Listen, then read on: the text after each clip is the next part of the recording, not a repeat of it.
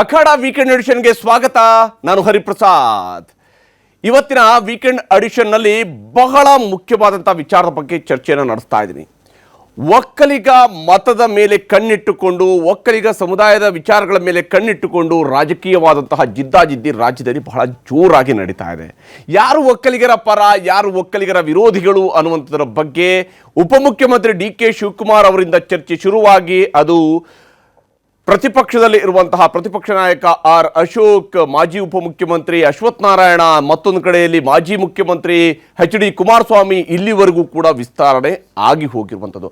ಹಾಗಾದರೆ ಇಲ್ಲಿ ಅಸಲಿಗೆ ಸ್ವಾಮೀಜಿಯವರ ಭೇಟಿಯಾದ ತಕ್ಷಣವೇ ಶಿವಕುಮಾರ್ ಅವರು ಇಂಥದ್ದೊಂದು ಅಭಿಪ್ರಾಯವನ್ನು ವ್ಯಕ್ತಪಡಿಸುವುದಕ್ಕೆ ಕಾರಣ ಏನು? ಮುಂದುವರೆದ ಭಾಗದಲ್ಲಿ ಚಲುವರಾಯಸ್ವಾಮಿ ಅವರು ಇರಬಹುದು, ಅನೇಕ ನಾಯಕರುಗಳು ಪ್ರತಿಕ್ರಿಯೆಯನ್ನು ಕೊಡೋದಕ್ಕೆ ಕಾರಣ ಏನಿರಬಹುದು ಅನ್ನೋದರ ಬಗ್ಗೆಯೂ ಕೂಡ ಇವತ್ತಿನ ವೀಕೆಂಡ್ ಎಡಿಷನ್ನಲ್ಲಿ ವಿಶೇಷವಾದಂತಹ ಚರ್ಚೆಯನ್ನು ನಡೆಸೋಣ. ಇದುವೇ ಅಖಾಡ ವೀಕೆಂಡ್ ಎಡಿಷನ್.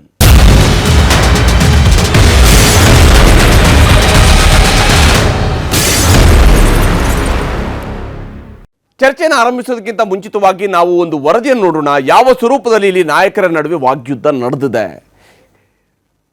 ಸ್ವಾಮೀಜಿಯವರನ್ನ ಭೇಟಿಯಾದರು, ನಿರ್ಮಲಾನಂದನಾಥ ಶ್ರೀಗಳ ಆಶೀರ್ವಾದವನ್ನು ಪಡೆದರು, ಕಾಂಗ್ರೆಸ್ನವರು ಪಡೆದರು, ಭಾರತೀಯ ಜನತಾ ಪಕ್ಷ ಮತ್ತು JDSನವರು ಕೂಡ ಪಡೆದರು. ಆದರೆ BJP JDSನ ದೋಸ್ತಿಗಳು ಜೊತೆ ಸೇರಿ ಹೋಗಿದ್ದಕ್ಕೆ ಡಿ.ಕೆ. ಶಿವಕುಮಾರ್ ಇದ್ದಕ್ಕಿದ್ದಂತೆ ಇಂಥದ್ದೊಂದು ಅಭಿಪ್ರಾಯವನ್ನು ವ್ಯಕ್ತಪಡಿಸಿ ಒಕ್ಕಲಿಗ ವಿರೋಧಿಗಳು ಅಂತ ಬಿಂಬಿಸುವಂತಹ ಪ್ರಯತ್ನವನ್ನು ಯಾವ ಕಾರಣಕ್ಕಾಗಿ ಮಾಡಿದ್ದಾರೆ ಅನ್ನೋದರ ಬಗ್ಗೆ ಒಂದು ವರದಿಯನ್ನು ನಿಮಗೆ ತೋರಿಸ್ತೀನಿ.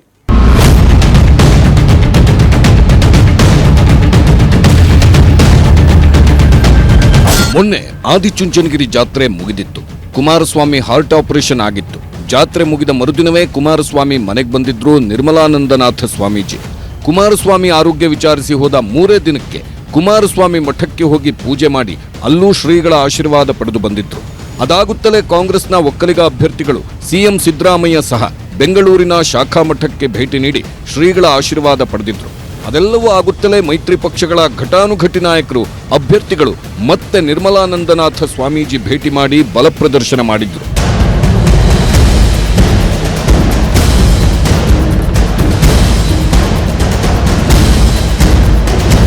ಕುಮಾರಸ್ವಾಮಿ ನೋಡಿ ಡಿ.ಕೆ. ಸಿದ್ದು ನೋಡಿ ಮೈತ್ರಿ ನಾಯಕರು, ಹೀಗೆ ಎಲ್ಲರ ಅಜೆಂಡಾ ಒಂದೇ ಆಗಿತ್ತು. ನಿರ್ಮಲಾನಂದನಾಥ ಸ್ವಾಮೀಜಿ ಭೇಟಿ ಮಾಡೋದು, ಒಕ್ಕಲಿಗ ಸಮುದಾಯಗಳ ಓಲೈಕೆ ಮಾಡೋದೇ ಆಗಿತ್ತು. ಅದು ಅಷ್ಟಕ್ಕೆ ನಿಲ್ಲದೆ ಸ್ವಾಮೀಜಿ ಮುಂದಿಟ್ಟುಕೊಂಡು ಒಕ್ಕಲಿಗರ ವಾರ್ ಜೋರಾಗೆ ನಡೆಯಿತು.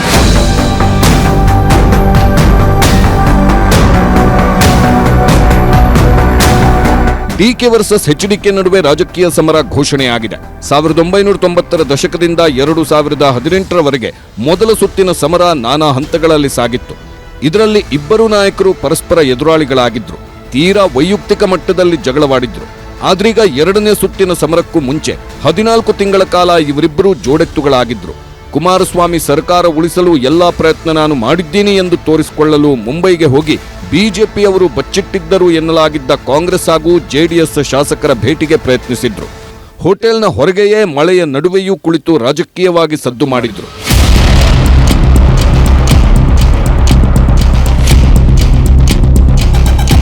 ಅಷ್ಟೆಲ್ಲ ಮಾಡಿದ್ದ ಡಿ.ಕೆ. ಶಿವಕುಮಾರ್ ಉದ್ದೇಶ ಕೂಡ ಸ್ಪಷ್ಟವಾಗಿತ್ತು.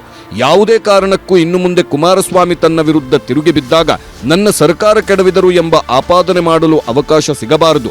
ಒಕ್ಕಲಿಗ ಸಮುದಾಯದ ಪಾರುಪತ್ಯ ಕೇವಲ ಕುಮಾರಸ್ವಾಮಿ ಪಾಲಾಗದೆ ಅದರಲ್ಲಿ ತನಗೂ ಶೇರ್ ಸಿಗಬೇಕು. ಎಸ್.ಎಂ. ಕೃಷ್ಣ ನಂತರ ನಾನು ಕಾಂಗ್ರೆಸ್ ಕಡೆಗೆ ಒಕ್ಕಲಿಗರ ಮತ ಸೆಳೆದು ಅದರ ಆಧಾರದ ಮೇಲೆಯೇ ಸಿಎಂ ಗದ್ದುಗೆ ಏರಬೇಕು ಎನ್ನುವ ದೂರದ ಲೆಕ್ಕಾಚಾರ ಬಹುತೇಕ ಅಂದೇ ಡಿ.ಕೆ. ಶಿವಕುಮಾರ್ ಮನಸ್ಸಿನಲ್ಲಿ ಇದ್ದಂತೆ ಕಾಣುತ್ತಿತ್ತು. ಆದರೆ ಈಗ ಅದೆಲ್ಲವೂ ಇತಿಹಾಸದ ಭಾಗ. ಮತ್ತೆ ಇಬ್ಬರು ನಾಯಕರು ಎದುರಾಬದರು ವೈರಿಗಳಾಗಿ ನಿಂತಿದ್ದಾರೆ. ರಾಜಕೀಯವಾಗಿ ಬದಲಾವಣೆಗಳು ಆಗೋದು ಸಹಜ, ಎದುರಾಳಿಗಳು ಆಗೋದು ಕಾಮನ್. ಆದರೆ ಎದುರಾಳಿಯ ಬಲವನ್ನ ಒಳಗಿದ್ದು ಸಂಪೂರ್ಣ ತಿಳಿದುಕೊಂಡು ಹೋರಾಡುವಾಗ ಸಿಗುವ ಹೊಸ ಶಕ್ತಿ ಇದೆಯಲ್ಲ, ಅದು ರಾಜಕೀಯದಲ್ಲಿ ಯಾವತ್ತಿದ್ದರೂ ಎದುರಾಳಿಗಳಿಗೆ ಅಪಾಯಕಾರಿ. ಈ ನಿಟ್ಟಿನಲ್ಲಿ ಡಿ.ಕೆ. ಶಿವಕುಮಾರ್ ಸ್ವಲ್ಪ ಅಡ್ವಾಂಟೇಜ್ ಪಡೆದಂತೆ ಕಾಣುತ್ತಿದೆ. ನಮ್ಗೆ JDS ಎಲ್ಲಿರೋದು ಆಸೆ ಇತ್ತು, ನನಗೆ ಈಗೂ ಆಸೆ ಇದೆ ಇರಬೇಕು ಅಂತ. ಬಟ್ ಅವರು ಡಿಸಾಲ್ವ್ ಮಾಡೋ ಸ್ಟೇಜ್ ಹೊರಟ್ಬಿಟ್ಟಿದಾರಲ್ಲ. BJP ಒಕ್ಕಲಿಗನ ಚೀಫ್ ಮಿನಿಸ್ಟರ್ ಇಳಿಸಿದ್ರಲ್ಲ, ಅದು ಕೇಳಬೇಕು. ಯಾರು ಅಲ್ಲಿ ಹೋಗಿದ್ರಲ್ಲ ಅವರೇ ತಾನೇ ಇಳಿಸಿದ್ದು, ಯಾರು ಸತ್ಯನ ಮುಚ್ಚಕ್ಕಾಗಲ್ವಲ್ಲ. ಇಲ್ಲಿ ಡಿಕೆಶಿ ಎಲ್ಲೂ ವಿಚಲಿತರಾಗದೆ ಯಾವ ವಿಷಯವನ್ನು ಹೇಳಬೇಕಿತ್ತೋ ಅದನ್ನ ತಮಾಷೆಯ ಧಾಟಿಯಲ್ಲೇ ಹೇಳಿ ಒಕ್ಕಲಿಗ ಸಮುದಾಯಕ್ಕೊಂದು ಸಂದೇಶ ರವಾನಿಸಿದ್ದು ಸ್ಪಷ್ಟವಿತ್ತು. ಇಷ್ಟಾಗುತ್ತಿದ್ದಂತೆ ಮಾಜಿ ಸಿಎಂ ಕುಮಾರಸ್ವಾಮಿ, ವಿಪಕ್ಷ ನಾಯಕ ಆರ್ ಅಶೋಕ್, ಮಾಜಿ ಡಿಸಿಎಂ ಅಶ್ವತ್ಥನಾರಾಯಣ ಜೊತೆಯಾಗಿಯೇ ಡಿಕೆಶಿ ವಿರುದ್ಧ ಮುಗಿಬಿದ್ರು. ನಾನು ಪರಮ ಪೂಜ್ಯರನ್ನ ಹೆಸರನ್ನ ದುರುಪಯೋಗ ಪಡಿಸ್ಕೊಳಕ್ ಹೋಗ್ಲಿಲ್ಲ ಎಂದು. ಸ್ವಾಮೀಜಿಯವರಿಗೂ ಆ ರಾಜಕಾರಣಕ್ಕೂ ಸಂಬಂಧ ಏನು? ಅವ್ರ ಜೊತೆ ಯಾರು ಕಾಂಗ್ರೆಸ್ ಇನ್ನೊಬ್ರು ಪ್ರತಿನಿತ್ಯ ಸಂಘರ್ಷ ನಡೀತಲ್ಲ, ಯಾಕೆ ನಡೀತ ಸಂಘರ್ಷ? ಆ ಸತ್ಯ ಹೇಳ್ಬೇಕಲ್ಲ ಜನಕ್ಕೆ. ಸಿದ್ಧವನದಲ್ಲಿ ಸರ್ಕಾರ ರಚನೆ ಮಾಡೋದು 3 ತಿಂಗಳಿಗೆ ಹೇಳಿಲ್ವಾ? ಉತ್ತರ ಅಲ್ಲಿವೆ.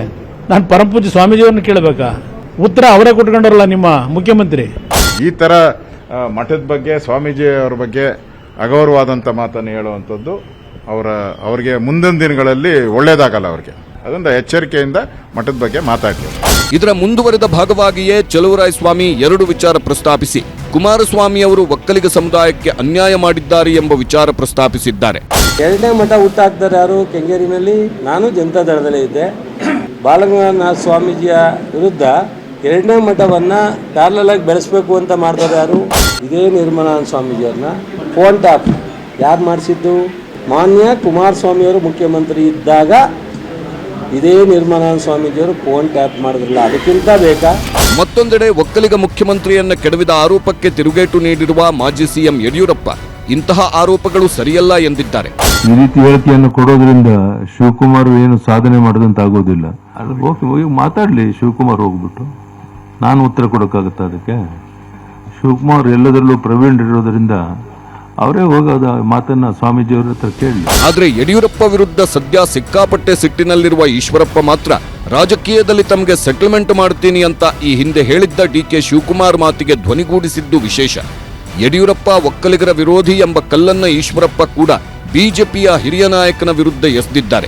ಒಕ್ಕಲಿಗರಿಗೆ ಯಡಿಯೂರಪ್ಪ ಮತ್ತು ಅವ್ರ ಮಗ ಮೋಸ ಮಾಡಿದ್ದಾರೆ. ಸದಾನಂದ ಗೌಡ್ರಿಗೆ ಟಿಕೆಟ್ ಕೊಟ್ಟಿಲ್ಲ, ಪ್ರತಾಪ್ ಸಿಂಹ ಟಿಕೆಟ್ ಕೊಟ್ಟಿಲ್ಲ, ಸಿ ಟಿ ರವಿ ಟಿಕೆಟ್ ಕೊಟ್ಟಿಲ್ಲ. ಯಾಕೆ ಕೊಟ್ಟಲಿಲ್ಲ? ಪ್ರಖರ ಹಿಂದುತ್ವವಾದಿಗಳು, ಪಕ್ಷನಿಷ್ಠರು, ಅವ್ರು ಯಾಕೆ ಕೊಡಲಿಲ್ಲ? ಇದನ್ನು ನಾವು ವಿರೋಧ ಮಾಡಿ, ಒಕ್ಕಲಿಗರು ಮೋಸ ಮಾಡಿದ್ದಾರೆ ಅದಕ್ಕೆ ವಿರೋಧ ಮಾಡಿ ನಾವೆಲ್ಲರೂ ಕೂಡ ಈಶ್ವರಪ್ಪ ಬೆಂಬಲ ಕೊಡ್ತೇವೆ. ಒಕ್ಕಲಿಗರ ಹೆಸರಲ್ಲಿ ರಾಜಕಾರಣ, ಒಕ್ಕಲಿಗ ಸಮುದಾಯದ ಪ್ರಭಾವಿ ಮಠ ಆದಿಚುಂಚನಗಿರಿಯನ್ನ ರಾಜಕೀಯಕ್ಕೆ ಎಳೆದಿರೋ ಬೆನ್ನಲ್ಲೇ ರಾಜ್ಯ ಬಿಜೆಪಿ ಇದೀಗ ಚುನಾವಣಾ ಆಯೋಗಕ್ಕೂ ದೂರು ನೀಡಿದೆ. ರಾಜ್ಯ ಸರ್ಕಾರದ ವಿರುದ್ಧ ದೂರು ನೀಡಿರುವ ಬಿಜೆಪಿ ನಿಯೋಗ ಹಲವು ಆರೋಪಗಳನ್ನು ಮಾಡಿದೆ. ಡಿಸಿಎಂ ಡಿಕೆ ಶಿವಕುಮಾರ್ ವಿರುದ್ಧವೂ ದೂರು ನೀಡಿದೆ ಬಿಜೆಪಿ. ಜಾತಿ ಹೆಸರೇಳಿ ಮತದಾರರ ಮೇಲೆ ಪ್ರಭಾವ ಹಾಗೂ ದುರ್ಬಳಕೆ ಮಾಡಿಕೊಳ್ಳಲಾಗ್ತಿದೆ ಎಂದು ದೂರಿದೆ ಬಿಜೆಪಿ. ಆದಿಚುಂಚನಗಿರಿ ಮಠಕ್ಕೆ ನಾವು ಭೇಟಿಯನ್ನು ಕೊಟ್ಟಾಗ ಏನೊಂದು ಕಾಂಗ್ರೆಸ್ ಪಕ್ಷದವರು ಮಿಲ ಮಿಲ ಮಿಲ ಮಿಲ ಅಂತ ಒದ್ದಾಡ ಬಿಟ್ಟಿದ್ದಾರೆ. ಅವ್ರಿಗೆ ಆತಂಕ, ಸಂಪೂರ್ಣವಾಗಿ ಒಕ್ಕಲಿಗ ಸಮುದಾಯ ಸಂಪೂರ್ಣವಾಗಿ ಎಲ್ಲ ಒಂದ್ ಕಡೆ ಭಾರತೀಯ ಜನತಾ ಪಾರ್ಟಿ NDA ಕೂಟ JDS ಜೊತೆ ಹೊಟ್ಟೋಗುತ್ತೆ ಅನ್ನೋ ಒಂದು ಭಯದಿಂದ ಏನೇನೋ ಹೇಳಿಕೆ ಕೊಡ್ತಾರೆ. ಈ ಮಧ್ಯೆ ಮಠದ ಆವರಣದಲ್ಲಿ ಚುನಾವಣಾ ಪ್ರಚಾರ ಆರೋಪ ಮಾಡಿ ಪ್ರತಿಪಕ್ಷ ನಾಯಕ ಆರ್ ಅಶೋಕ್ ವಿರುದ್ಧ ಚುನಾವಣಾ ಆಯೋಗಕ್ಕೆ ದೂರು ನೀಡಿದೆ ಕಾಂಗ್ರೆಸ್. Bureau report, news 18. ಮಾಜಿ ಮುಖ್ಯಮಂತ್ರಿ ಕುಮಾರಸ್ವಾಮಿ ಅವರ ಜೊತೆಯಾಗಿ ಬಿಜೆಪಿ ನಾಯಕರೆಲ್ಲರೂ ಕೂಡ ದೋಸ್ತಿ ಪಕ್ಷಗಳ ಅಭ್ಯರ್ಥಿಗಳನ್ನ ಆದಿಚುಂಚನಗಿರಿ ಮಹಾಸಂಸ್ಥಾನ ಮಠದ ಪೀಠಾಧ್ಯಕ್ಷರಾಗಿರುವಂತಹ ನಿರ್ಮಲಾನಂದನಾಥ ಶ್ರೀಗಳನ್ನ ಭೇಟಿಯಾಗಿರುವಂಥದ್ದು ಸಹಜ ರೀತಿಯಲ್ಲಿನೇ ಕಾಣ್ತಾ ಇತ್ತು. ಯಾಕಂದ್ರೆ ಕಾಂಗ್ರೆಸ್ನವರು ಕೂಡ ಇದೇ ಕೆಲಸವನ್ನ ಮಾಡಿದ್ದನ್ನು ಕೂಡ ನಾವು ನಿಮಗೆ ತೋರಿಸಿದ್ದೀವಿ. ಆದರೆ ಈ ಭೇಟಿಯ ನಂತರ ಡಿ.ಕೆ. ಶಿವಕುಮಾರ್ ಅವರು ಎತ್ತಿರುವಂತಹ ಪ್ರಶ್ನೆಗಳು, ಹಾಗೆಯೇ ಸಚಿವ ಚಲುವರಾಯಸ್ವಾಮಿ ಅವರು ಎತ್ತಿರುವಂತಹ ಪ್ರಶ್ನೆಗಳು, ಬಿಜೆಪಿ ಮತ್ತು JDS ನಾಯಕರು ಕೊಡ್ತಾ ಇರುವಂತಹ ಉತ್ತರಗಳು, ಇವೆಲ್ಲವೂ ಕೂಡ ರಾಜಕೀಯವಾಗಿ ಯಾರು ಯಾವ ಉದ್ದೇಶದಿಂದ ಇವೆಲ್ಲವನ್ನು ಕೂಡ ಮಾತನಾಡ್ತಾ ಇದ್ದಾರೆ ಅನ್ನೋದನ್ನ ಸಹಜವಾಗಿ ತೋರಿಸ್ತಾ ಇದೆ. ಇದರ ಬಗ್ಗೆ ಮಾತನಾಡೋದಕ್ಕೆ ನಮ್ಮ ಜೊತೆಗೆ ಇಬ್ಬರು ಅತಿಥಿಗಳು ಜಾಯ್ನ್ ಆಗಿದ್ದಾರೆ. ಭಾರತೀಯ ಜನತಾ ಪಕ್ಷದ ರಾಜ್ಯ ವಕ್ತಾರರಾಗಿರುವಂತಹ ಅಶೋಕ್ ಗೌಡರು ನಮ್ಮ ಜೊತೆಗೆ ಈ ಕಾರ್ಯಕ್ರಮದಲ್ಲಿ ಜಾಯ್ನ್ ಆಗಿದ್ದಾರೆ. ಹಾಗೆಯೇ ಕಾಂಗ್ರೆಸ್ನ ರಾಜ್ಯ ವಕ್ತಾರರಾಗಿರುವಂತಹ ನಟರಾಜ್ ಗೌಡರು ಕೂಡ ಕಾರ್ಯಕ್ರಮದಲ್ಲಿ ಜಾಯ್ನ್ ಆಗಿದ್ದಾರೆ.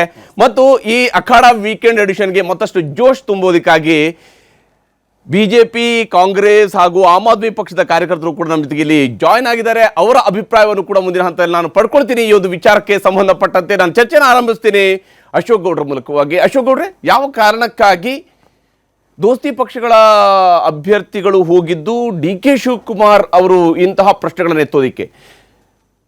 ಮುಖ್ಯಮಂತ್ರಿ ಸ್ಥಾನದಿಂದ ಒಕ್ಕಲಿಗ ಮುಖ್ಯಮಂತ್ರಿಯನ್ನ ಕೆಳಗಿಳಿಸಿದವರು ತಮ್ಮ ಜೊತೆಗೆ ಕರ್ಕೊಂಡು ಹೋದಾಗ ಸ್ವಾಮೀಜಿಯವರು ಕೂಡ ಪ್ರಶ್ನೆಯನ್ನು ಮಾಡಬೇಕಾಗಿತ್ತು ಅನ್ನುವ ರೀತಿಯಲ್ಲಿ ಅವರು ಕೇಳಿದ್ದಾರೆ. ಏಕೆಂತೇಳಿ ಅನಿಸುತ್ತೆ ನಿಮಗಿದು? 2018ರಲ್ಲಿ 19ರಲ್ಲಿ ಪದಚ್ಯುತಿಯಾದಂತಹ HDK ಅವರು ಯಾರು ಸ್ವಾಮಿ ಶಾಂತಿವನದಲ್ಲಿ ಕೂತ್ಕೊಂಡು ಎಣಿಸಿದ್ದು 17 ಜನ ನಂಬರ್ಗಳನ್ನ ಎಣಿಸಿದ್ದು ಯಾರು? ಇದೇ ಸಿದ್ದರಾಮಯ್ಯನವರು. ಅದಕ್ಕೆ ಪಕ್ಕದಲ್ಲೇ ಕೂತು ಹೆಂಗೆ ತಿಥಿ ಮಾಡಬೇಕು ಸರ್ಕಾರಕ್ಕೆ ಅಂತ ವಂಚಾಕ್ದವ್ರು ಯಾರು? ಇದೇ ಡಿ ಕೆ ಶಿವಕುಮಾರ್ ಅವರು. ಇದೇ ಡಿ ಕೆ ಶಿವಕುಮಾರ್ ಅವರು ತಮ್ಮ ಗೆಲ್ಲಬೇಕು ಅಂತಂದಾಗ ಎಚ್ ಡಿ ಕೆ ಅವರು JDSನ ಸಾಥಬೇಕು. ಮಂಡ್ಯದಲ್ಲಿ ನಿಖಿಲ್ ಕುಮಾರಸ್ವಾಮಿ ಅವರನ್ನು ಸೋಲಿಸ್ಲಿಕ್ಕೆ ಇದೇ ಡಿ ಕೆ ಶಿವಕುಮಾರ್ ಅವರು, ಇದೇ ಚಲುವರಾಯ ಸ್ವಾಮಿ ಯಾಕಪ್ಪ ನೀವು ಹಾಲು ತುಪ್ಪ ಏರಿಸ್ತ್ರಿ ಒಂದು. ಆಮೇಲೆ ಅವ್ರು ಒಕ್ಕಲಿಗರಲ್ವಾ ನಿಖಿಲ್ ಕುಮಾರಸ್ವಾಮಿ. ಆಮೇಲೆ ಈ ಕಡೆ ದೇವೇಗೌಡರು, ಇದೇ ರಾಜಣ್ಣ, ನಾನು ದೇವೇಗೌಡರನ್ನ ಸೋಲಿಸ್ತೀನಿ. ಯಾರ್ರಿ ಒಕ್ಕಲಿಗರಿಗೆ? ಅದು ಮಾಜಿ ಪ್ರಧಾನಿ ದೇವೇಗೌಡರು, ಈ ರಾಜ್ಯಕ್ಕೆ ಒಂದು ಮಾದರಿ ವ್ಯಕ್ತಿ. ಅಂತಹವರಿಗೆ ಎಳ್ಳು ನೀರು ಬಿಟ್ಟವ್ರು ಯಾರಪ್ಪ? ಇದೇ ರಾಜಣ್ಣ. ಯಾರು? ಸಿದ್ದರಾಮಯ್ಯ ಶಿಷ್ಯ. ಒಕ್ಕಲಿಗರಿಗೆ ಅವಮಾನ ಮಾಡಿದ್ದು ಬಿಡಿ, ಅದು ಬಿಟ್ಬಿಡಿ.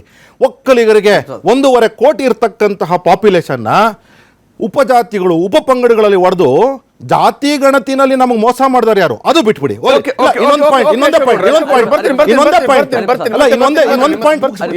ನಟರಾಜ್ ಗೌಡ್ರೆ, ಯಾವ ಕಾರಣಕ್ಕೆ ಈಗ ನೀವೆಲ್ಲರೂ ಕೂಡ ಮೊನ್ನೆ ಹೋಗಿದ್ರಿ, ಪಕ್ಷದ ನಾಯಕರುಗಳೆಲ್ಲ ಜೊತೆಯಾಗಿ ನಿಮ್ಮ ಅಭ್ಯರ್ಥಿಗಳನ್ನ ಕರ್ಕೊಂಡು ಹೋಗಿದ್ರಿ, ಸ್ವಾಮೀಜಿಯವ್ರನ್ನ ಭೇಟಿಯಾದ್ರಿ.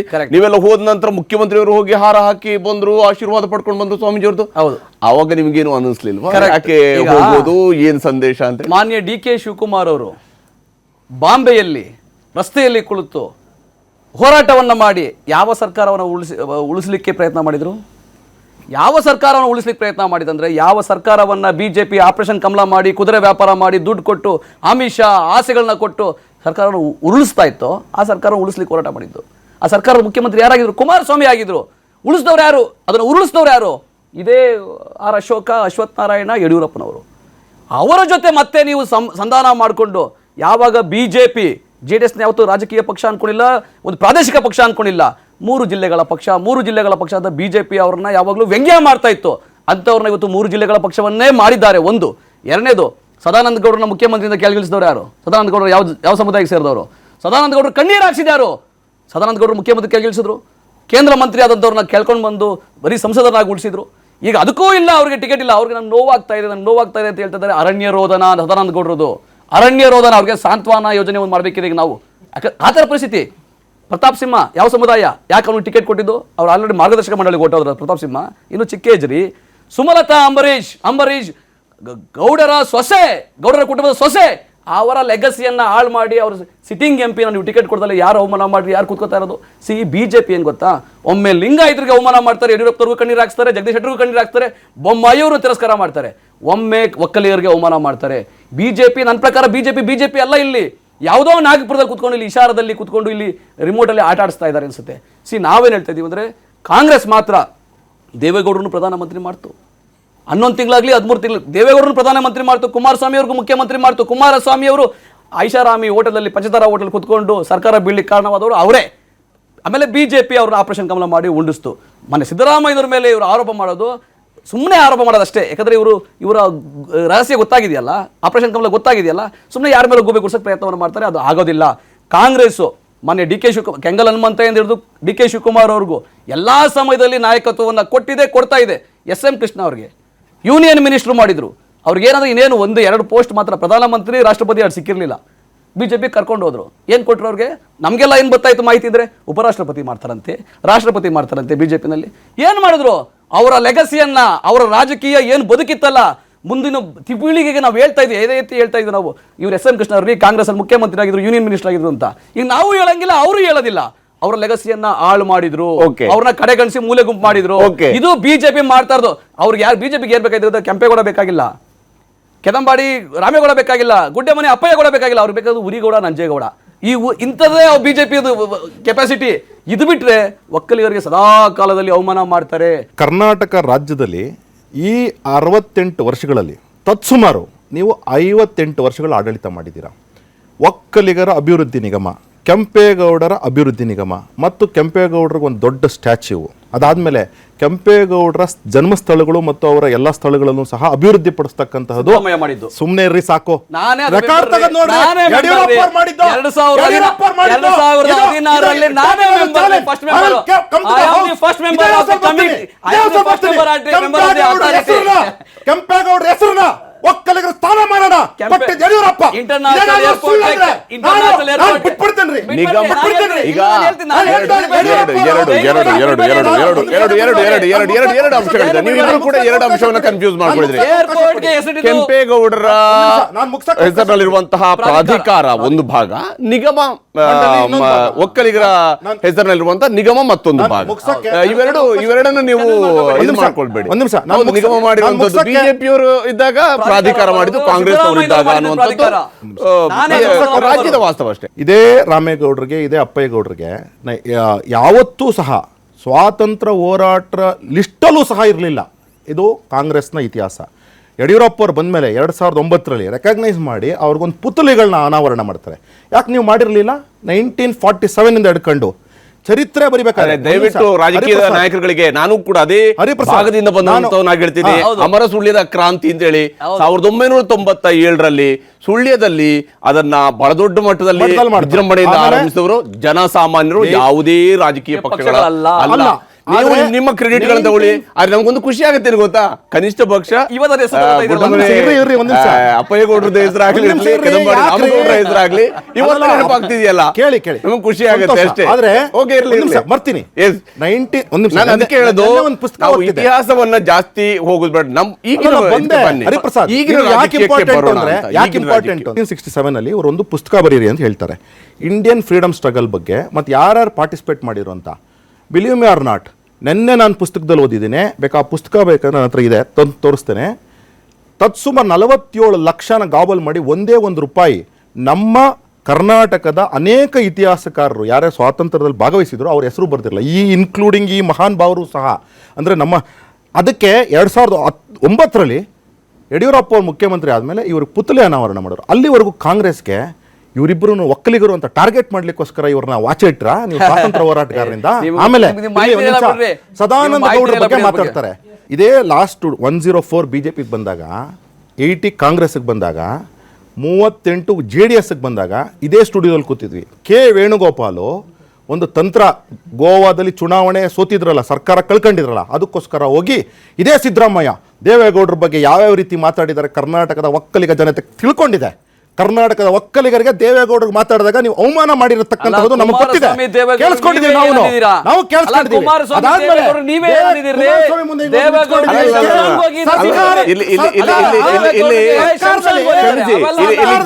ನಾಯಕರನ್ನ ಕರೆದಿಲ್ಲ ಇವತ್ತಿನ ಈ ಡಿಬೇಟ್ ನಲ್ಲಿ. ಜೆಡಿಎಸ್ ನಾಯಕರು ಇರಬೇಕಾಗಿತ್ತು ನಿಜವಾಗ್ಲೂ ಕೂಡ, ಅವ್ರನ್ನ ಕರೆದಿಲ್ಲ. ಆದ್ರೆ ನೀವಿಬ್ರು ಕೂಡ ಜೆಡಿಎಸ್ ಅನ್ನ ಹೆಂಗೆ ಬಳಸ್ಕೊಳ್ತಿದ್ದೀರಿ ಅನ್ನೋ ತೋರಿಸುವಂತ ಕಾರಣದಿಂದ ಕೂಡ ಜೆಡಿಎಸ್ ನವರು ಕರೆದಿಲ್ಲ. ಯಾಕಂದ್ರೆ ಜೆಡಿಎಸ್ ನವರು ಇದ್ದಾಗ್ಲೂ ಇಲ್ಲದೆ ಇದ್ದಾಗ್ಲೂ ಜೆಡಿಎಸ್ ಅಲ್ಲಿ ಎರಡೂ ಪಕ್ಷಗಳು ಬಳಕೆ ಮಾಡ್ಕೊಳ್ತೀರಿ. ಅವರಲ್ಲಿ ಹೋದ ತಕ್ಷಣ ನಿಮಗೆ ಯಾಕೆ ಭಯ ಅಂತ. ಕಾಂಗ್ರೆಸ್ ಈಗ DK ಶಿವಕುಮಾರ್ KPCC ಅಧ್ಯಕ್ಷರು, ಪವರ್ಫುಲ್ ಲೀಡರು, ಉಪಮುಖ್ಯಮಂತ್ರಿ, ನಿಮ್ ಪಕ್ಷದ ಟ್ರಬಲ್ ಶೂಟರ್, ಇವಿಷ್ಟೆಲ್ಲ ಇದ್ದುಕೊಂಡು ಕೂಡ ಅವರಲ್ಲಿಗೆ ಹೋದ ತಕ್ಷಣನೇ ಇಲ್ಲ ನಾವು ವಿಚಲಿತರಾಗಿಲ್ಲ. ನೀವು ಅವ್ರು ಯಾಕೆ ಹೋದ್ರು? ಇಲ್ಲ ಕೇಳಿ, ಒಂದು ವಿಚಲಿತ, ಈ ಪ್ರಶ್ನೆಗಳು ಯಾಕೆ ಎತ್ತಿದ್ರಿ? ನಮಗೆ ವಿಚಲಿತ ಆಗ್ಲಿ ಭಯ ಇಲ್ಲ. ಬಿಜೆಪಿಗೆ ಸೋಲಿನ ಭಯ ಕಾಣ್ತಾ ಇದೆ ಆಲ್ರೆಡಿ, ಅದು ಗೋಡೆ ಮೇಲಿನ ಬರಹ. ಆದ್ರೆ ಒಂದು ವಿಷಯ ಜೂನ್ 4ನೇ ತಾರೀಕು ಗೊತ್ತಾಗುತ್ತೆ.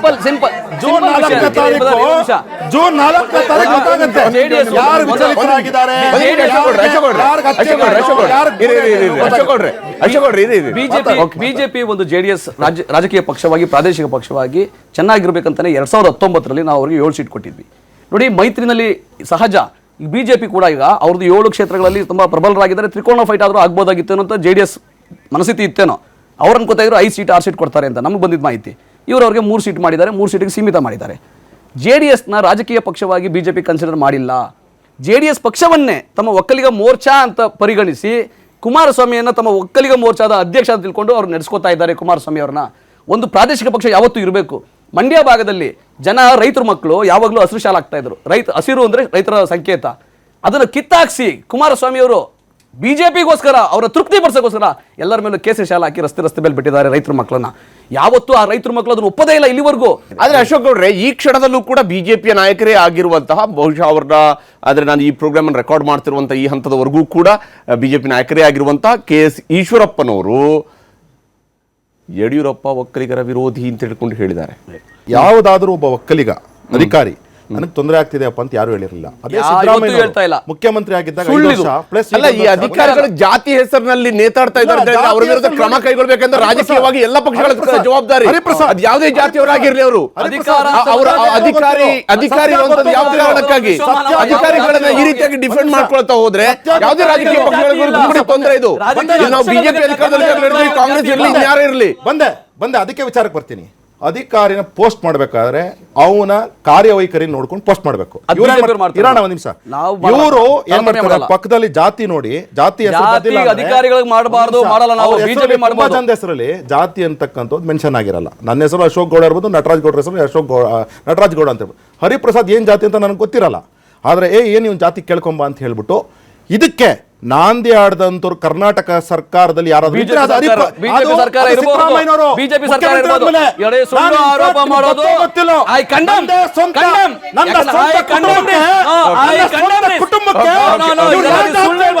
ಅಧಿಕಾರಿ ವರ್ಗ ಜಾತಿ ಇಲ್ಲ, ಅಧಿಕಾರಿ ವರ್ಗ ಅಂದ್ರೆ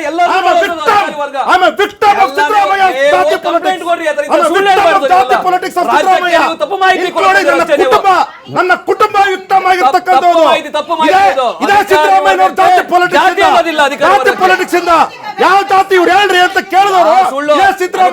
ಅಶೋಕ್ ಗೌಡ್ರೆ ಈ ರೀತಿಯಾದಂತಹ ಸ್ಟೇಟ್ಮೆಂಟ್ ಗಳನ್ನು ಮಾಡೋದು ಬಹಳ ಸುಲಭ. ಒಂದ್ ನಿಮಿಷ ಈ ರೀತಿಯ ಸ್ಟೇಟ್ಮೆಂಟ್ ಗಳನ್ನು ಮಾಡೋದು ಬಹಳ ಸುಲಭ. ಅದು ಒಂದು ಅಂಶ, ಕರ್ನಾಟಕ ಅತ್ಯಂತ ಪ್ರಜ್ಞಾವಂತ ರಾಜ್ಯ. ಈ ರಾಜ್ಯದಲ್ಲಿ ಯಾರ್ಯಾರು ಯಾವ್ಯಾವ ಕಾಲದಲ್ಲಿ ಮುಖ್ಯಮಂತ್ರಿಗಳಾಗಿದ್ದಾಗ ಯಾವ್ಯಾವ ಸಮುದಾಯಗಳನ್ನ ಪರವಾಗಿದ್ದಾರೆ, ಯಾರ ವಿರುದ್ಧವಾಗಿದ್ದಾರೆ ಮತ್ತು ಯಾರು ಕೇವಲ ಜಾತಿ ಆಧಾರದಲ್ಲಿ ಮಾತ್ರನೇ ಕೆಲಸ ಮಾಡಿದ್ದಾರೆ ಅನ್ನುವಂಥದ್ದನ್ನು ಕೂಡ ಕರ್ನಾಟಕ ಜನ ನೋಡಿದರೆ ಯಾವ ಜಾತಿಗೆ ಎಷ್ಟು ಪ್ರಾತಿನಿಧ್ಯ ಸಿಗ್ತಿದೆ ಅನ್ನೋದ್ರ ಆಧಾರದ ಮೇಲೂ ಕೂಡ ಸರ್ಕಾರಗಳ ಬದಲಾವಣೆ ಆಗಿರುವಂಥ ಉದಾಹರಣೆಯೂ ಕೂಡ ಕರ್ನಾಟಕದಲ್ಲಿರುವಂಥದ್ದು ವಾಸ್ತವ. ಹಾಗಿದ್ದರೂ ನಮ್ಮ ರಾಜಕೀಯ ನಾಯಕರುಗಳಿಗೆ ಜಾತಿ ಆಧಾರದ ಮೇಲೇ ನಾವು ಯಾರನ್ನೋ ಓಲೈಕೆ ಮಾಡ್ತೀವಿ ಅನ್ನುವಂತಹ ಆಸೆ, ಅಪೇಕ್ಷೆ ಇವೆಲ್ಲವೂ ಕೂಡ ಬಹಳ ದೊಡ್ಡ ಮಟ್ಟದಲ್ಲಿ ಇದ್ದೇ ಇರುವಂಥದ್ದು. ಯಾವ ಸ್ವರೂಪದಲ್ಲಿ ಒಕ್ಕಲಿಗ ಮತಗಳ ಸುತ್ತಲೂ ಕೂಡ ಈ ಒಂದು ಜಾತಿ ಲೆಕ್ಕಾಚಾರದ ಆಧಾರದ ಮೇಲೆಲ್ಲ ಮಾತಿನ ಫೈಟ್ ಸಾಗ್ತಾ ಇದೆ ಅಂತ ಹೇಳ್ಕೊಂಡು ಇಲ್ಲಿ ಯಾರನ್ನೋ ಒಬ್ಬರನ್ನ ಒಕ್ಕಲಿಗ ವಿರೋಧಿ ಅಂತೇಳಿ ಬಿಂಬಿಸೋದಾಗ್ಲಿ ಅಥವಾ ಇನ್ಯಾರನ್ನೋ ಒಬ್ಬರನ್ನ ಲಿಂಗಾಯತ ವಿರೋಧಿ ಅಂತೇಳಿ ಬಿಂಬಿಸೋದಾಗ್ಲಿ ಅತ್ಯಂತ ಸುಲಭದ ಕೆಲಸ ಕರ್ನಾಟಕದಂತಹ ಒಂದು ರಾಜಕೀಯದ ಪರಿಸ್ಥಿತಿಯಲ್ಲಿ. ಯಾಕೆಂತ ಹೇಳಿದ್ರೆ ಎರಡು ಪ್ರಬಲ ಸಮುದಾಯಗಳು ಈ ರಾಜ್ಯದಲ್ಲಿ ರಾಜಕಾರಣದಲ್ಲಿ ತಮ್ಮದೇ ಆದಂತಹ ಹಿಡಿತವನ್ನು ಸಾಧಿಸುವುದಕ್ಕೆ ದೊಡ್ಡ ಉದಾಹರಣೆ ಸಿಗುತ್ತೆ. ಈ ಎರಡು ಸಮುದಾಯಗಳವರೆಗೂ ಕೂಡ ಕ್ಯಾಬಿನೆಟ್ನ ರೆಪ್ರೆಸೆಂಟೇಷನ್ಗಳನ್ನು ತೆಗೆದುಕೊಂಡಾಗ ಒಂದು ಪಕ್ಷಗಳ ಅವಧಿಯಲ್ಲೂ ಕೂಡ ಯಾರ್ಯಾರು ಎಷ್ಟೆಷ್ಟು ರೆಪ್ರೆಸೆಂಟೇಷನ್ ಪಡ್ಕೊಂಡಿದ್ದಾರೆ ಅಂತೇಳಿ ನೋಡ್ತಾ ಹೋದರೆ ಅದು 20%ನಿಂದ 35%ವರೆಗೂ ಕೂಡ ಕಾಣುತ್ತೆ. ಹಾಗಾದ್ರೆ ಯಾರ ಪರವಾಗಿ ಮಾತ್ರನೇ ಇದ್ದಾರೆ, ಯಾರ ವಿರೋಧಿಗಳಾಗಿದ್ದಾರೆ ಅನ್ನುವಂತಹ ಪ್ರಶ್ನೆ ಇದ್ದೇ ಇರುತ್ತೆ. ಮತ್ತು ಪ್ರಬಲ ಸಮುದಾಯಗಳು ಯಾವತ್ತೂ ಕೂಡ ತಮ್ಮ ಸುತ್ತಲೇ ರಾಜಕೀಯ ನಡಿಬೇಕು ಅನ್ನುವಂಥ ಬಯಕೆಯನ್ನು ಇಟ್ಟುಕೊಂಡಿರುವಂಥದ್ದು ಕೂಡ ಅಷ್ಟೇ ಸಹಜ. ಯಾಕಂದರೆ ಯಾರು ಹೆಚ್ಚು ಶಕ್ತಿಶಾಲಿಗಳಾಗಿರ್ತಾರೋ ಅವರ ಸುತ್ತಲೂ ರಾಜಕೀಯದ ಶಕ್ತಿಯು ಕೂಡ ಹೆಚ್ಚಾಗಿರುತ್ತೆ ಅನ್ನುವಂಥ ಒಂದು ವಾಸ್ತವದ ನರೇಟಿವ್ ಇದ್ದೇ ಇರುತ್ತೆ. ಅದೇನೇ ಇರಲಿ, ಈಗ ನಡೀತಾ ಇರುವಂತಹ ಲೋಕಸಭೆ ಚುನಾವಣೆಯ ಸಂದರ್ಭದಲ್ಲಿ, ಅಂದರೆ ನಾನು ಯಾಕೆ ಇದನ್ನು ಹೇಳ್ತೀನಿ ಅಂದರೆ ಪ್ರತಿಯೊಬ್ಬ ವ್ಯಕ್ತಿಯೂ ಕೂಡ, ಈ ರಾಜ್ಯದ ಪ್ರತಿಯೊಬ್ಬ ವ್ಯಕ್ತಿಯೂ ಕೂಡ ತನ್ನ ಜಾತಿಯ ಹೊರತಾಗಿಯೂ ಯೋಚನೆ ಮಾಡುವಂತಹ ಶಕ್ತಿಯನ್ನು ನಮ್ಮ ರಾಜ್ಯದಲ್ಲಿ ಬೆಳೆಸ್ಕೊಂಡು ಬಂದಿದ್ದೀವಿ ಅನ್ನುವಂತಹ ಕಾರಣಕ್ಕಾಗಿ, ನಮ್ಮ ಕರ್ನಾಟಕದ ಪರಂಪರೆಯೂ ಕೂಡ ಅದಕ್ಕೆ ಪೂರಕವಾಗಿರುವಂತಹ ಕಾರಣಕ್ಕಾಗಿ ಚರ್ಚೆ ನಾನು ಮುಂದುವರಿಸ್ತೀನಿ. ಯಾವ ಸ್ವರೂಪದಲ್ಲಿ ಇಲ್ಲಿ ಈಗ ಜಾತಿಯನ್ನು ಇಷ್ಟೊಂದು ಮಟ್ಟದಲ್ಲಿ ಬಳಕೆ ಮಾಡಿಕೊಳ್ಳುವಂತಹ ಪ್ರಯತ್ನ ಸಾಗ್ತಾ ಇದೆ. ಒಂದು ಗೊತ್ತಿರಲಿ, ಇದು ಈಗ ದಕ್ಷಿಣ ಭಾಗದಲ್ಲಿ 14 ಕ್ಷೇತ್ರಗಳ ಚುನಾವಣೆ, ಇನ್ನೂ ಉತ್ತರ ಭಾಗದಲ್ಲಿ 14 ಕ್ಷೇತ್ರಗಳ ಚುನಾವಣೆ ನಡೆಯುವಾಗ ಇನ್ನೊಂದು ರೀತಿಯ ತಿರುಗುವಿಕೆಯೂ ಕೂಡ ಈ ಜಾತಿ ರಾಜಕಾರಣದ ಲೆಕ್ಕಾಚಾರದಲ್ಲಿ ಇದ್ದೇ ಇರುತ್ತೆ. ನಾನು ಜನರಿಂದ ಪ್ರಶ್ನೆಯನ್ನು ತೆಗೆದುಕೊಳ್ತೀನಿ, ರಾಜಕೀಯ ಪಕ್ಷಗಳ ಕಾರ್ಯಕರ್ತರಿಂದ. ಏನು ಹೇಳ್ತೀರಿ ಮೇಡಮ್? ನಾನು ಅಶೋಕ್ ಗೌಡ್ರಿಗೆ ಕೇಳಕ್ ಬಯಸ್ತೀನಿ ಸರ್. ಈಗ ನೀವು ಲೋಕಸಭಾ ಅಭ್ಯರ್ಥಿಗಳು ಏನು ಪಟ್ಟಿ ಬಂದಿದೆ ಸರ್, ನೀವು ಎಷ್ಟು ಜನ ಒಕ್ಕಲಿಗರಿಗೆ ಎಷ್ಟು ಸೀಟ್ ಕೊಟ್ಟಿದ್ದೀರಾ ಸರ್? ಜಾತಿಗಳ ರೆಪ್ರೆಸೆಂಟೇಷನು ಸೋಷಿಯಲ್ ಇಂಜಿನಿಯರಿಂಗ್ ಅಂತ ನಮ್ಮ ಏನು ಕಾನ್ಸೆಪ್ಟ್ ಇದೆ ಅದು ಇಂಪಾರ್ಟೆಂಟು, ನಾವು ಕೊಟ್ಟಿದ್ದೀವಿ. ಈಗ JDS ಮತ್ತು BJP ಇಬ್ಬರು ಕಂಪೇರ್ ಮಾಡಿದಾಗ 6 ಜನ ಒಕ್ಕಲಿಗರು ನಿಂತ್ಕೊಂಡಿದ್ದಾರೆ ಚುನಾವಣೆಗೆ ಒಂದು ಕಡೆ. ಎರಡನೇದು, ನಾವು ಈ ಚುನಾವಣೆ ಮಾಡ್ತಿರ್ತಕ್ಕಂತಹದ್ದು ಒಕ್ಕಲಿಗನೋ ಲಿಂಗಾಯತನೋ OBC ಅಂತನೋ ದಲಿತ ಅಂತಲ್ಲ. ಭಾರತದ ಅಸ್ಮಿತೆ, ಭಾರತದ ಅಭಿವೃದ್ಧಿ, ಭಾರತದ ಸುರಕ್ಷತೆ, ಭಾರತದ ಅಭಿವೃದ್ಧಿ, ಭಾರತದ 2047ರ ಕನಸು, ಭಾರತಕ್ಕೆ ಒಂದು ದೊಡ್ಡ ಅಡಿಪಾಯ, ಇದೆಲ್ಲ ಸಹ ನಾವು ಚುನಾವಣೆ ವಿಚಾರಗಳು. ನಾವು ನೋಡಿ, ನೀವು ಲೋಕಲ್ ಬಾಡಿ ಚುನಾವಣೆಗಳು ಮಾಡಿದಾಗ ಮತ್ತು ವಿಧಾನಸಭೆ ಚುನಾವಣೆಗಳಲ್ಲೂ ಸಹ ಒಂದರ ಮಟ್ಟಕ್ಕೆ ಜಾತಿಗಳು ಓಕೆ, ಆದರೆ ನೀವು ಲೋಕಸಭೆಗೆ ಮಾಡಬೇಕಾದ್ರೆ ನನ್ನ ಭಾರತ ಅತ್ಯಂತ ಬಲಿಷ್ಠವಾಗಿರಬೇಕು ಆರ್ಥಿಕವಾಗಿ ಇದು ಮತ್ತು ಅಲ್ಲಲ್ಲ ಹೌದು ಹರಿಪ್ರಸಾದ್. ನೀವು 2004ರಿಂದ 2014 ಮಧ್ಯದಲ್ಲಿ ಈ ಭಾರತದಲ್ಲಿ ಒಂದ್ ನಿಮಿಷ 8,600 ಚಿಲ್ಡ್ರೆ ರೈಟ್ಸ್ ಆಗಿತ್ತು ಜಾತಿ ಹೆಸರಲ್ಲಿ ಧರ್ಮದ ಹೆಸರಲ್ಲಿ. ನಮ್ಮ ಅವಧಿನಲ್ಲಿ NDA 1 and 2 ನಲ್ಲಿ 3,200 ಮಾತ್ರ ಆಗಿರೋದು. ಅಂದ್ರೆ ಅರ್ಥ ಮಾಡ್ಕೊಳ್ಳಿ. ಮೊನ್ನೆ ವಕ್ತಾರ ನಟರಾಜ್ ಗೌಡ್ರಿಗೆ ಡೈರೆಕ್ಟಾಗಿ ಕೇಳಕ್ಕೆ ಇಷ್ಟಪಡ್ತೀನಿ. ಗೌಡ್ರಿಗೆ ಅನ್ಯಾಯ ಆಗ್ತಿದೆ, BJPಯಿಂದ ಅದಾಗ್ತಿದೆ. ಸ್ವಾಮಿ ಅದೆಲ್ಲ ಆಗಲಿ, ಸರ್ಕಾರ ಬಂತು ಗೆದ್ರಿ. DK ಶಿವಕುಮಾರ್ ಅವರು ಅಂತ ಸ್ಟ್ರಾಂಗ್ ಕ್ಯಾಂಡಿಡೇಟು, ಪ್ರಾಬ್ಲಮ್ ಸಾಲ್ವ್ ಮಾಡ್ತಾರೆ, ಬಂಡೆ ಹಾಗೆ ಹೀಗೆಲ್ಲ ಅಂತೆ. ಯಾಕೆ ನೀವು CM ಮಾಡಲಿಲ್ಲ?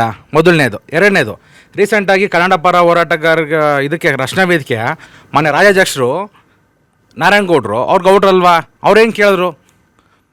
ಪಾಪ ಏನು ಎಲ್ಲಿ ರಾಮಫಲಕ್ಕೆ ಅನ್ಯಾಯ ಆಗಿದೆ, ಕನ್ನಡಕ್ಕೆ ಅನ್ಯಾಯ ಆಗಿದೆ, ಅವ್ರನ್ನ ಪ್ರಾಪರಾಗಿ FIR ಹಾಕ್ತೀರಾ, ಕರೆಕ್ಟಾಗಿ ಅವ್ರು ನೋಡ್ಕೊಂತೀರಾ? ಅಷ್ಟು ದಿನ ನೀವು ಅರೆಸ್ಟ್ ಮಾಡಿ ಅವ್ರು ತುಂಬ ತೊಂದರೆ ಕೊಟ್ಟಿದ್ದು, ಗೌಡ್ರಿಗೆ ತೊಂದರೆ ಕೊಟ್ಟಿದ್ದು ಯಾರು ಅಂತ ನೀವು ಹೇಳಬೇಕು. ಮಾನ್ಯ DK ಶಿವಕುಮಾರ್ ಅವರು ಕರ್ನಾಟಕ ಕಾಂಗ್ರೆಸ್ ಪಕ್ಷದ ಅಧ್ಯಕ್ಷರು, ನಂಬರ್ 1. ನಂಬರ್ 2, ಅವರು ಈ ಸರ್ಕಾರದಲ್ಲಿ ಉಪಮುಖ್ಯಮಂತ್ರಿಗಳು. ಮುಖ್ಯಮಂತ್ರಿ ಆಗೋದು ಯಾವ ರೀತಿ ಅಂದರೆ, ಪ್ರಕ್ರಿಯೆ ಅಂದರೆ, ನಾಗಪುರದ ಸೂಚನೆ ಮೇಲೆ ಮುಖ್ಯಮಂತ್ರಿ ಆಗಲ್ಲ. 135 ಶಾಸಕರು, ಒಂದು ನಿಮಿಷ, 135 ಶಾಸಕರು ತಮ್ಮ ನಾಯಕನನ್ನ ಆಯ್ಕೆ ಮಾಡ್ಕೊಂತಾರೆ. ಇದು ಪ್ರಜಾಪ್ರಭುತ್ವ ಅಂತಾರೆ, ಸಂಸದೀಯ ಪ್ರಜಾಪ್ರಭುತ್ವ ಅಂತಾರೆ. ಅದು BJPಗೆ ಯಾವತ್ತೂ ಗೊತ್ತಿಲ್ಲ. ಆದ್ರೆ 135 ಶಾಸಕರು ತಮ್ಮ ಶಾಸಕರನ್ನ ಆಯ್ಕೆ ಮಾಡ್ಕೊಂತಾರೆ. ಅದನ್ನ ಅದೇ ರೀತಿಯಾಗಿ ಇದನ್ನ ಆಯ್ಕೆ ಮಾಡ್ಕೊಂಡಿದ್ದಾರೆ. ಎರಡನೇದು, ನೀವು ನಾರಾಯಣ್ ಗೌಡ್ರದ್ದು ಹೇಳಿದ್ರಿ. ನಾರಾಯಣ್ ಗೌಡ್ರದ್ದು ಕರೆ ಏನಿತ್ತು? ಕನ್ನಡವನ್ನ ಎಲ್ಲರೂ ಕಡ್ಡಾಯವಾಗಿ ಬಳಸಬೇಕು ನಾಮಫಲಕಗಳಲ್ಲಿ ಅಂತ. ಅದನ್ನ ಕಾನೂನು ಮಾಡಿ ಘೋಷಣೆ ಮಾಡಿ ತಂದಿದ್ದೇವೆ. ನಾರಾಯಣ್ ಗೌಡ್ರಿಗೆ ಗೌರವ ಕೊಟ್ಟಂಗೆ. ಅದು ನಾರಾಯಣ್ ಗೌಡ್ರು ಅಲ್ಲಿ ಏನು ಕಾನೂನನ್ನ ಭಂಗ ಮಾಡಿದ್ರು, ಅದಕ್ಕೆ ಕಾನೂನು ಕ್ರಮ ತಗೊಂಡಿದೆ. ಆದರೆ ಕೇಳಿ, ಕಾನೂನು ಕ್ರಮಕ್ಕೆ ನಾವು ರಾಜಕೀಯವಾಗಿ ಮಾತಾಡಕ್ಕಾಗಲ್ಲ. ಕಾನೂನು ಕ್ರಮ ತಗೊಂಡಿದೆ. ಆದರೆ ಸರ್ಕಾರವಾಗಿ ಅವರ ಕರೆ ಏನಿತ್ತು, ಅವರ ಹೋರಾಟ ಏನಿತ್ತು, ಅದಕ್ಕೆ ನಾವು ಬೆಂಬಲ ಕೊಟ್ಟು ಕೆಲಸ ಮಾಡಿದ್ದೇವೆ. ಕಾನೂನು ಮಾಡಿ 60% ಕನ್ನಡವನ್ನು ಎಲ್ಲ ಕಡೆ ಕರ್ನಾಟಕ ರಕ್ಷಣಾ ವೇದಿಕೆ ನಾರಾಯಣ್ ಗೌಡ್ರು ಹೋರಾಟ ಮಾಡಿದ್ದು ಯಾಕೆ? ಕನ್ನಡ ನಾಮಫಲಕ ಸರಿಯಾಗಿ ಜಾರಿ ಆಗ್ಲಿಲ್ಲ ಅಂತ. ನಿಮ್ಮ ಸರ್ಕಾರದ ಫೇಲ್ಯೂರ್ ಅದು. ಅದರಿಂದನೇ ಅವ್ರು ಹೋರಾಟ ಮಾಡಿದ್ದು. ಅವರೊಬ್ರು ಒಕ್ಕಲಿಗರಾಗಿ ಅವ್ರನ್ನ ನೀವು ಜೈಲಿಗೆ ಕಳಿಸಿದ್ರಲ್ಲ, ನೀವು ಒಕ್ಕಲಿಗರಿಗೆ ನೀವೇನ್ ಗೌರವ? ಕಳೆದ 15 ವರ್ಷದಲ್ಲಿ ಕರ್ನಾಟಕದಲ್ಲಿ 6 ಜನ ಮುಖ್ಯಮಂತ್ರಿ ಆಗಿದ್ದಾರೆ. 15 ವರ್ಷದಲ್ಲಿ 6 ಮುಖ್ಯಮಂತ್ರಿ. ಕಾಂಗ್ರೆಸ್ ಇಂದ ಒಬ್ಬರೇ ಮುಖ್ಯಮಂತ್ರಿ, BJPಯಿಂದ 4 ಜನ ಮುಖ್ಯಮಂತ್ರಿಗಳಾಗಿದ್ರು. ಅವ್ರೇನ್ ಮಾಡ್ತಾರೆ? ಕಡಲೆಕಾಯಿ ತಿಂತಾ ಇದ್ದಾರೆ, ಗೆಣಸ್ ಕೆತ್ತ, ನಾವು ಪ್ರಶ್ನೆ ಮಾಡಬಹುದು. ಆದರೆ ಸಿದ್ದರಾಮಯ್ಯನವರೇ ಮಾತ್ರ, ಕಾಂಗ್ರೆಸ್ ಸರ್ಕಾರದವ್ರು ಮಾತ್ರ ಆ ಕಾನೂನನ್ನು ಮಾಡಿರೋದು. 4 ಜನ ಮುಖ್ಯಮಂತ್ರಿ, BJP ಮುಖ್ಯಮಂತ್ರಿ ಏನ್ ಮಾಡಿದ್ರು? ಕಾನೂನು ಮಾಡಿದ್ರ? 60%. 2022 ನವೆಂಬರ್ ಅಲ್ಲಿ ಮೊದಲ ಬಾರಿಗೆ ಕನ್ನಡದ ನಾಮಫಲಕಗಳ ಬಗ್ಗೆ ಚರ್ಚೆ ಆಗಿದ್ದು BBMP ನಲ್ಲಿ. ಫಸ್ಟ್ ಅಂದ್ರೆ ಬೊಮ್ಮಾಯಿ ಸರ್ಕಾರ ಇತ್ತು. 2023 ಜಾನ್ವರಿನಲ್ಲಿ ಇದು ಕಾನೂನು ಮಾಡಬೇಕು ಅಂತ ಹೇಳಿ ಡಿಸೈಡ್ ಆಗಿತ್ತು. ಇದು ಫ್ಯಾಕ್ಟ್. ಅದಾದ್ಮೇಲೆ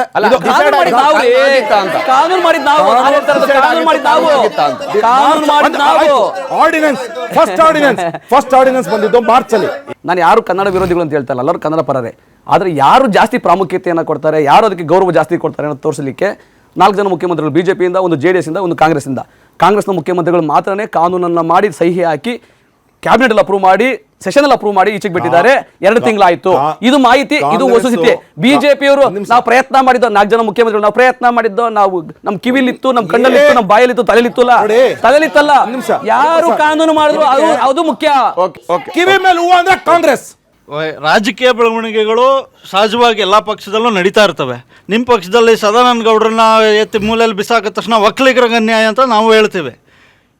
ಆದರೆ ಇದೇ ಕುಮಾರಸ್ವಾಮಿ ಅವರು ಇವ್ರನ್ನ ಅಧಿಕಾರ ಕೊಡದೆ ನಿಮ್ಮ ಯಡಿಯೂರಪ್ಪನವರಿಗೆ ಅರ್ಧಕ್ಕೆ ವಚನ ಭ್ರಷ್ಟ ಅಂತೇಳಿ ಕರೆದ್ರಲ್ಲ, ಅದು ಒಕ್ಕಲಿಗರಿಗೆ ವಚನ ಭ್ರಷ್ಟರು ಅಂತ ಕರೆದಂಗಾಯ್ತು. ಅದು ಪೊಲಿಟಿಕಲ್ ಡೆವಲಪ್ಮೆಂಟ್ಸ್ಗಳನ್ನ ನೀವು ರಾಜಕೀಯ ಅಥವಾ ಜಾತಿ ಸಮುದಾಯಕ್ಕೆ ತಳಕಾಗ್ತೀರಿ ಅನ್ನೋದಾದ್ರೆ ಇಡೀ ಒಕ್ಕಲಿಗ ಸಮುದಾಯಕ್ಕೆ ನೀವು ವಚನ ಭ್ರಷ್ಟರು ಅಂತ ಹೇಳಿದಿರಿ. ತುಂಬಾ ನೋಡಿ, ಉಚ್ಮಾಸ್ತಿ ಗೌಡ್ರು ಮತ್ತು ಕೆಂಗಲ್ ಹನುಮಂತನವ್ರ ವಿಚಾರ ಎರಡರಲ್ಲೂ ಇಟ್ಕೊಂಡಾಗ ಅವರಿಬ್ರು ಹೇಳಿದ್ದಾರೆ ಏನಂತಂದ್ರೆ ಒಂದ್ ನಿಮಿಷ ಇವರಿಬ್ಬರೂ ಸಹ ಹೇಳಿದ್ದಾರೆ ಏನು ಅಂದ್ರೆ ನಮಗೆ ಟಾರ್ಗೆಟ್ ಆಗಿರ್ತಕ್ಕಂತಹದ್ದು ಬರೀ ಜಾತಿ ಲೆಕ್ಕಾಚಾರದಲ್ಲಿ ಅಂತ. ಬರ್ತೀನಿ ಅದಕ್ಕೂ ಬರ್ತೀನಿ.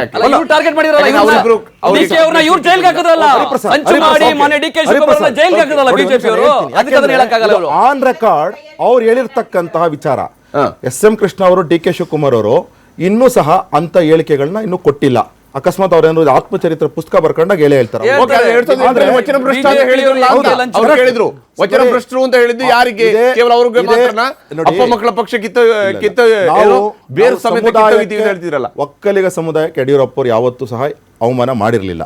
ಯಡಿಯೂರಪ್ಪ ಅವರು ಹೇಳಿದ್ದು ಎಚ್ ಡಿ ಕುಮಾರಸ್ವಾಮಿ ಅವರು ಈ ರೀತಿ ಆಗಿತ್ತು. ಎಚ್ ಡಿ ಕುಮಾರಸ್ವಾಮಿ ಅವರು ಆಮೇಲೆ ಹೇಳಿದ್ದಾರೆ, ಅದು ನಾನು ಮಾಡಬಾರ್ದಾಗಿತ್ತು, ಅದನ್ನ ಮಾಡಿದೆ ತಪ್ಪಾಗಿದೆ ಅಂತ ಹೇಳ್ಕೊಂಡಿರ್ತಕ್ಕಂಥದ್ದು ಇತ್ತೀಚೆಗೆ ಮಾಧ್ಯಮದಲ್ಲಿ ಬಂದಿದೆ.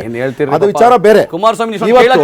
ಇವತ್ತು ಅತ್ಯಂತ ಪ್ರಮುಖ ಏನಂದ್ರೆ, ಇವತ್ತು ಒಂದ್ ನಿಮಿಷ ಒಕ್ಕಲಿಗರಿಗೆ ಅವಮಾನ ಮಾಡಿದವರು ಕಾಂಗ್ರೆಸ್ನವ್ರು ಇಲ್ಲ ಅಂತಕ್ಕಂಥವ್ರು, ಆಯ್ತಾ? ಅಥವಾ ಒಕ್ಕಲಿಗರಿಗೆ ಜಾತಿ ಹೆಸರಲ್ಲಿ ಮತ ಕೇಳಿದ್ರಲ್ಲ, ಇದೇ ಕಾಂಗ್ರೆಸ್ಸಿಗರು ಚಾಮುಂಡೇಶ್ವರಿ ಸಿದ್ದರಾಮಯ್ಯನವ್ರು ಸೋಲಿಕ್ಕೆ ಹೇಳ್ತಾರಲ್ಲ, ಕಾರಣ ಏನ್ ಗೊತ್ತಾ? ಒಕ್ಕಲಿಗರಿಗೆ ಅವಮಾನ ಮಾಡಿದ್ರು ಅದಕ್ಕೆ ಅಂತ ಹೇಳ್ಬಿಟ್ಟು ಇದೇ ಕಾಂಗ್ರೆಸ್ ಇನ್ನೊಂದು ಚಾನೆಲ್ ಅಲ್ಲಿ ಕುತ್ಕೊಂಡು ಅದು ಮೋಸ ಆಗಿತ್ತು ಒಕ್ಕಲಿಗರಿಗೆ ಅಂತ ಹೇಳಿದ್ರು. ನಾನು ಏನೇನು ಹೇಳ್ತೀನಿ ಅಂದ್ರೆ, ಸಿದ್ದರಾಮಯ್ಯ ಅವರು ಯಾವಾಗಲೂ ಒಕ್ಕಲಿಗ ವಿರೋಧಿ. ಯಾಕೆ ಹೇಳ್ತೀನಿ ಅಂದ್ರೆ, ಇದುವರೆಗೂ ಅವರು ಈಗಲೂ ಕೂಡ ಡಿ ಕೆ ಶಿವಕುಮಾರ್ ಅವರಿಗೆ ಸಿಎಂ ಆಗಕ್ ಬಿಡಲ್ಲ. ಇದು ಸತ್ಯ. ನೀವೇನಾದ್ರೂ ವಾದ ಮಾಡಿ ಅವ್ರ ಒಕ್ಕಲಿಗ ವಿರೋಧಿನೇ. ಆಮೇಲೆ ಇನ್ನೊಂದು, ಡಿ ಕೆ ಶಿವಕುಮಾರ್ ಅವರನ್ನ ಮುಖ್ಯಮಂತ್ರಿ ಮಾಡೋದಕ್ಕೆ ಬಿಡದಿರುವಂತದ್ದೇ ಸಿದ್ದರಾಮಯ್ಯ ಅವರು ಒಕ್ಕಲಿಗ ವಿರೋಧಿ ಅಂತ. ಮಾನ್ಯ ಡಿ ಕೆ ಶಿವಕುಮಾರ್ ಅವ್ರನ್ನ ಮುಖ್ಯಮಂತ್ರಿ ಮಾಡೋದು ಬಿಡೋದು ಸಿದ್ದರಾಮಯ್ಯನವರ ಕೈನಲ್ಲಿಲ್ಲ. 135 ಶಾಸಕರ ಕೈನಲ್ಲಿದೆ, ಜನತೆಯ ಕೈನಲ್ಲಿದೆ, ಹೈಕಮಾಂಡ್ ಕೈನಲ್ಲಿದೆ. ಇದು ಬಿಜೆಪಿ ತರ ಅಲ್ಲ. ಮಾನ್ಯ ಡಿ ಕೆ ಶಿವಕುಮಾರ್ ಅವರು ಉಪಮುಖ್ಯಮಂತ್ರಿ ಆಗಿದ್ದಾರೆ. ಮಾನ್ಯ ಡಿ ಕೆ ಶಿವಕುಮಾರ್ ಉಪಮುಖ್ಯಮಂತ್ರಿ ಆಗಿದ್ದಾರೆ. ಈಗ ಜೆಡಿಎಸ್ ನ ಒಕ್ಕಲಿಗರ ಮೋರ್ಚಾ ಮಾಡ್ಕೊಂಡಿದ್ದಾರೆ ಬಿಜೆಪಿ ಅವರು. ಮುಂದಿನ ಚುನಾವಣೆಯಲ್ಲಿ ಕುಮಾರಸ್ವಾಮಿ ಮುಖ್ಯಮಂತ್ರಿ ಘೋಷಣೆ ಮಾಡ್ತಾರ ಬಿಜೆಪಿ ಅವರು? ಸದಾನಂದ ಗೌಡನ ಮುಖ್ಯಮಂತ್ರಿ ಘೋಷಣೆ ಮಾಡ್ತಾರ ಇವರು? ಸದಾನಂದ ಗೌಡನ ಮಾಡ್ತಾರ ಮುಖ್ಯಮಂತ್ರಿ ಅಂತ? ಮಾನಸಿಕವಾಗಿ ಹಿಂಸೆ ಕೊಡ್ತಿದಾರ ಅಂತ ಇಲ್ಲ. ಡಿ ಕೆ ಶಿವಕುಮಾರ್ ಅವರು ಒಕ್ಕಲಿಗ ಅಂತ ಹೇಳಿನೇ CBI ಇಂದ ನೀವು ಹಿಂಸೆಯನ್ನು ಕೊಡಿಸಿದ್ರ ಅಂತ. ಇದೇ ಸಿದ್ದರಾಮಯ್ಯ, ಇದೇ MB ಪಾಟೀಲ್, ಇದೇ ಡಿ ಕೆ ಶಿವಕುಮಾರ್ 3 ಜನ ಕಂಪೇರ್ ಮಾಡಿ ಯಾರ ಮೇಲೆ IT ಕೇಸು ED ಕೇಸ್ ಇದೆ ಅಂತ ಹೇಳಿ, ಆಯ್ತಾ? ಅವರು ಯಾರು ಸಹ ಇದರಲ್ಲಿ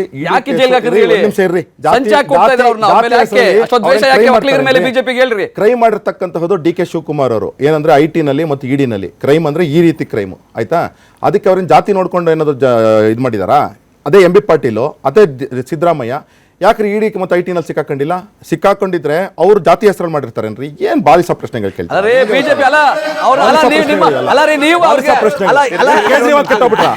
ಅಶೋಕ್ ಗೌಡ್ರೆ, ನನ್ನ ನೇರವಾದ ಪ್ರಶ್ನೆ, ಒಕ್ಕಲಿಗರು ಅಂತ ಇದ್ದೀರಾ, ಒಕ್ಕಲಿಗರು ಓಟ್ಗೋಸ್ಕರ ನೀವು ಕೇಳ್ತಾ ಇರೋ. ಒಕ್ಕಲಿಗರು ಕೃಷಿಕ ಸಮಾಜದವರು, ಕೃಷಿಕರದಲ್ಲೇ ಮುಂದುವರೆದಿದ್ದಾರೆ.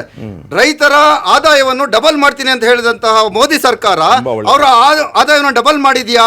ಇವತ್ತು ಯಾವುದನ್ನು ಗುರುತರವಾದಂತಹ ಒಂದು ನೀರಾವರಿ ಯೋಜನೆಗಳನ್ನು ಒಕ್ಕಲಿಗರ ಸಮುದಾಯದ ಇರತಕ್ಕಂತಹ ಪ್ರದೇಶಗಳಿಗೆ ನೀವು ತಂದುಕೊಟ್ಟಿದ್ದೀರಾ?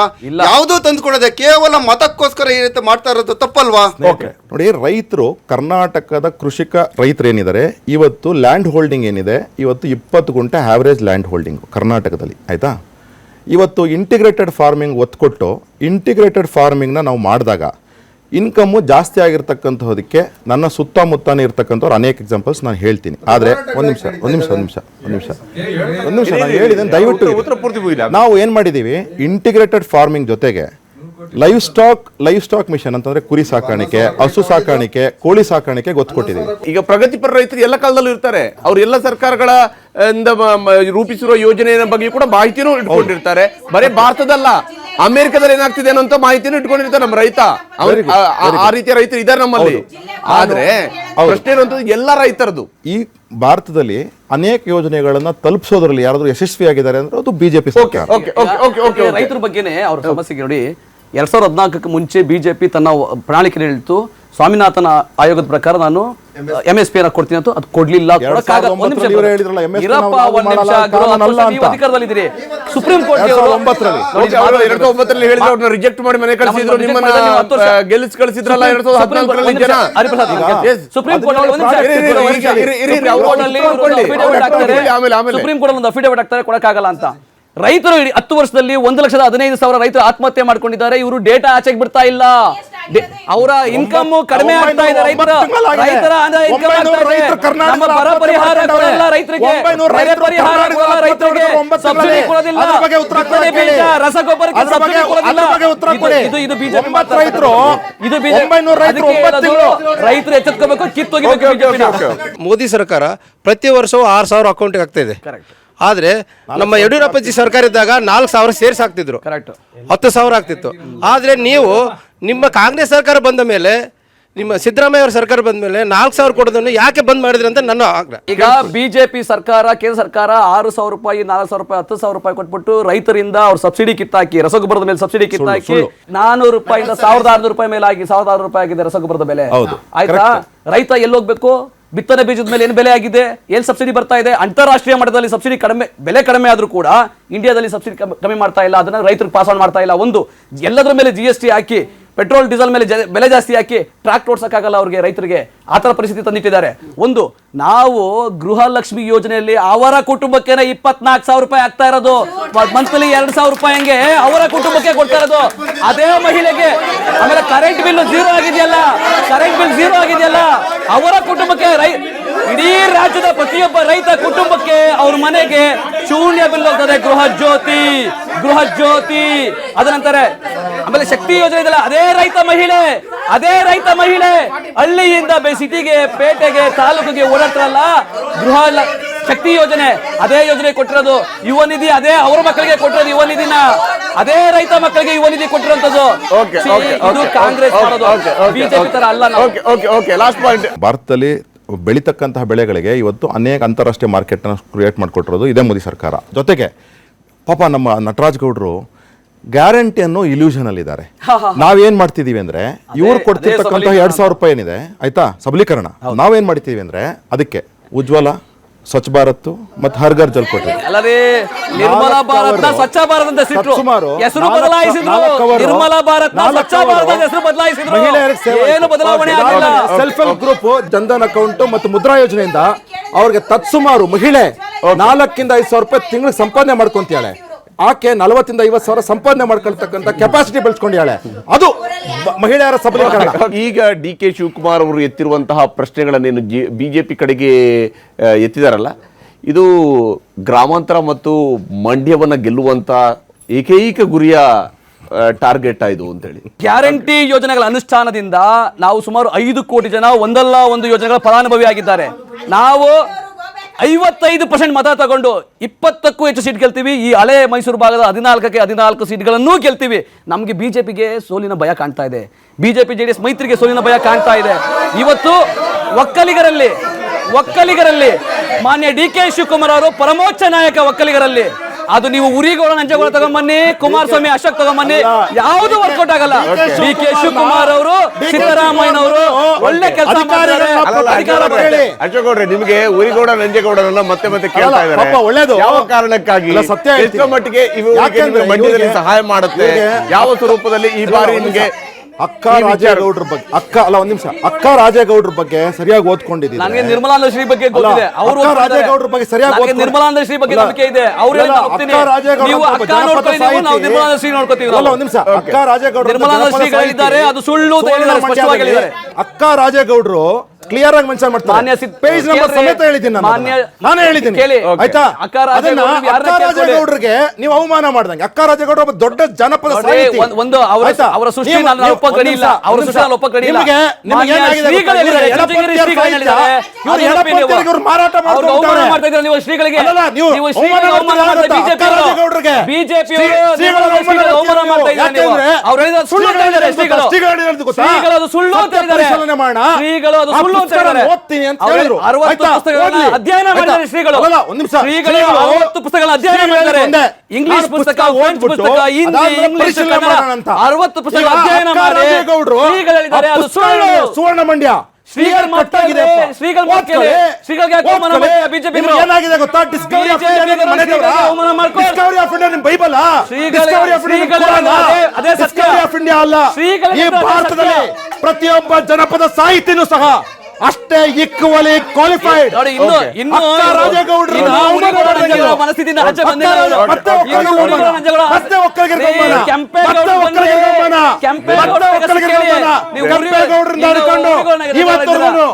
ರಾಜೇಗೌಡರಿಗೂ ಅವಮಾನ.